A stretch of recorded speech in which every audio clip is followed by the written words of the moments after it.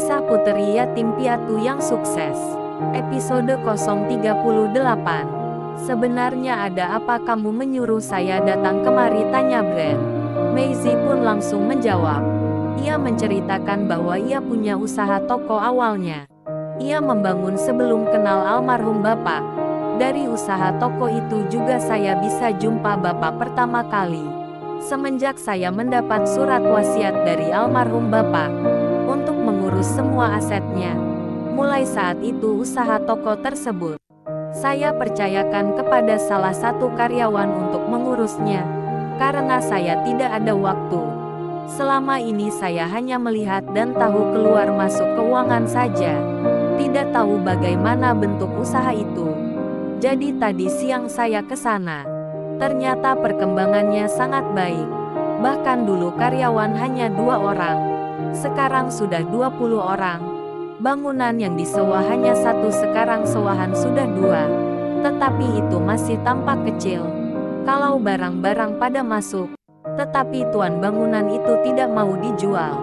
Tetapi di belakang ada tanah kosong yang hendak dijual. Lebih kurang 1 hektar. Rencana saya nanti kita tidak perlu sewa. Kita bangun saja di atas tanah yang hendak dijual itu, cerita Maisie. Mendengar cerita Maisie, Brand pun hanya memberi saran. Kalau itu baik, maka laksanakan saja.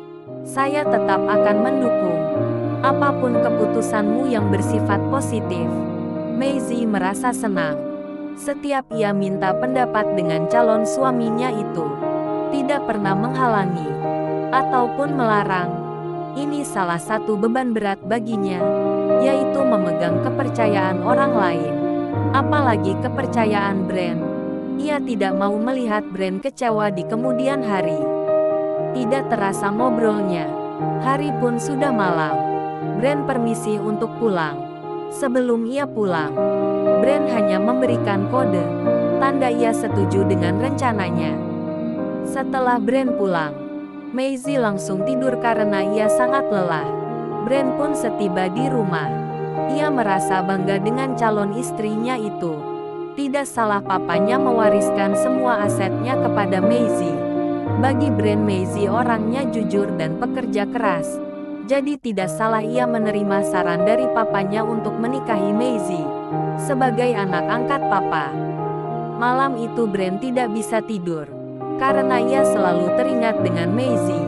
Ia sangat kagum dengan kepribadiannya.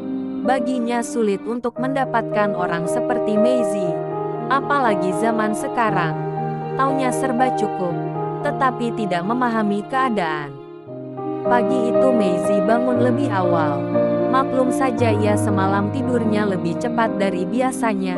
Walaupun ia tidak berkunjung ke perusahaan, tetapi ia selalu menguras energi, memikirkan semua perusahaannya. Jangan sampai terjadi yang tidak diharapkan. Ia sebenarnya sudah lama mau mencari orang yang bisa dipercaya untuk mengawasi semua perusahaan. Dikala ia sedang sibuk, ia rasa yang bisa dipercaya salah satunya adalah Deki. Walaupun dia belum cukup sebulan bekerja, tetapi ia tahu siapa Deki karena ia kenal sudah lama, semenjak di SMA dulu. Orangnya jujur dan semangat tinggi, dan tidak pernah mengeluh dengan keadaan apalagi dengan sesuatu kewajiban. Akhirnya ia menelpon direksi atasan Deki di kantor. Ia menanyakan bagaimana karyawan baru itu, cara kerjanya. Kalau tidak benar, jangan segan untuk memberikan tindakan, kata Maisie memancing reaksi bapak direksi. Dia menceritakan cara kerja Deki. Bapak direksi hanya mengatakan, kalau untuk sementara ini, cara kerjanya bagus, dan ingin tahu itu tinggi. Jadi tidak salah ibu menolongnya memberi pekerjaan, jawab bapak direksi. Setelah mendengar penjelasan bapak direksi, Maisie menutup telepon. Besok hari tepat waktu sebelum Deki berangkat kerja, Maisie kirim pesan lewat WhatsApp kepada Deki. Ia menyuruh Deki datang ke rumah, sekalian bawa mobil angkotnya. Setelah membaca pesan itu, Deki bingung ada apa sebenarnya. Apalagi hari itu ia harus masuk kerja. Karena ia merasa baru kerja sudah absen. Apakah saya dipecat? Nyuruh saya nyopir angkot lagi. Deki bertambah bingung. Ia mengingat-ingat apa kesalahan yang telah ia lakukan. Walaupun Maisie teman sekolahnya dulu, bagaimanapun sekarang dia bos saya, kata Deki dalam hati. Kapanpun ia bisa tersingkir dari pekerjaannya. Akhirnya Deki menuruti apa yang dibilang Maisie lewat pesan WhatsApp. Ia pun berangkat dengan berpakaian seperti ia harus ke kantor. Setelah tiba, ia hanya menekan klakson saja.